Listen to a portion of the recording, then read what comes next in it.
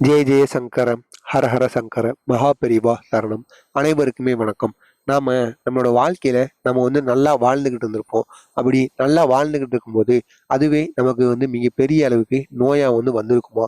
அப்படி நம்ம செஞ்ச பாவங்களுக்கும் நம்ம செஞ்ச தவறுகளுக்கும் நம்ம ஒரு தீர்வை நம்ம கண்டே ஆகணுமா? அப்படி நம்ம தீர்வை கண்டலைன்னா நமக்கு அல்லது நம்மள கீழே வருகிற நம்ம குடும்பத்தாருக்கு அந்த ஒரு பாவமானது போய் சேருமா? அப்படி நமக்கு அந்த பாவம் சேராம இருக்கிறதுக்கு காஞ்சி மகான் மகாபெரிவா ஒரு பரிகாரத்தை கூறியிருக்கிறார்.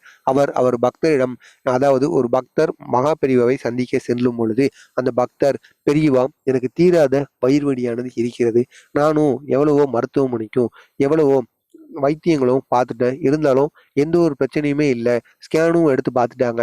எந்த ஒரு பிரச்சனையுமே இல்ல. வயிறு நல்லா தான் இருக்கு. எந்த ஒரு பிரச்சனையுமே இருக்காது. நீங்க தான் சும்மா சொல்லிக்கிட்டு இருக்கீங்க.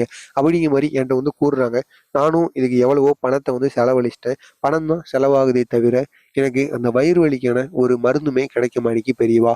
இதுக்கு நீங்க தான் ஏதாச்சும் எனக்கு ஒரு வழிய கூறணும். அப்படிங்கிற மாரி பெரியவாவிடம் ஒரு பக்தர் கேட்டிருக்கிறார். அதற்கு பெரியவா அவர்கள், நீயே உனக்கு தெரிஞ்சு நீ எவ்வளவு பாவங்கள் எவ்வளவு தவறுகள் பண்ணியிருப்ப.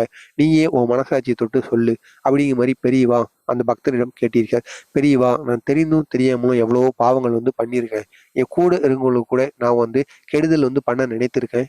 நீ கெடுதல் பண்ண நினைத்திருந்தாலே அந்த கெடுதல் உனக்கே சேரும். அப்படிங்கிற மாரி பெரியவா கூறிட்டு, நம்மளோட வாழ்க்கையில செஞ்ச பாவங்களும் செஞ்ச தவறுங்களும் தான் நமக்கு அதிக அளவுல நோயா சேரும். அப்படி அந்த நோயை நம்ம தீர்க்கணும்னா நீ வாரத்துக்கு இந்த ஒரு பரிகாரத்தை மட்டும் பண்ணிட்டு வா.